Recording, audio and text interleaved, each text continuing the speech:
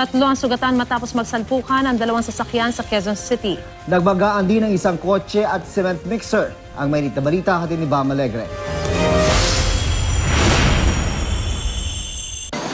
Nayupi ang harapan ng SUV na ito matapos makipagsalpukan sa isang taxi sa Banawe Avenue at Del Monte Avenue sa Quezon City madaling araw kanina. Sugatan ng driver pati ang dalawang sakay ng SUV at agad silang isinugo sa ospital. Wasak din ang taxi na nakasalpukan ng SUV pero agad itong naialis sa kalsada para mabigyan ng driver ng pangunong lunas. Nag-overtake daw ang taxi at bigla raw lumiko pakaliwa mula Banawe papuntang Del Monte kaya hindi ito naiwasan ng kasalubong na SUV. Yung taxi kasi umovertake. Dito na po siya banda umovertake.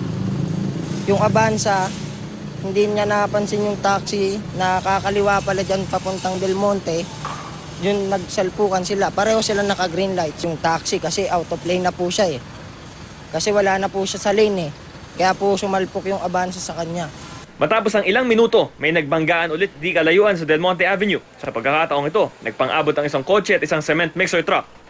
Bagamat nawasak ang bumper ng kotse, mapalad ang driver nito na hindi siya nagtamo ng matinding pinsala.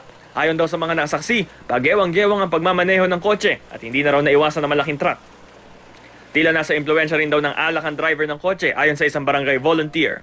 Lasing talaga, nakita ko na kanina yung driver na nahihilo tapos talagang lango sa alak. Paalala ng mga otoridad, iwasan ang pagmamaneho kung nakainom. Bam Alegre, GMA News.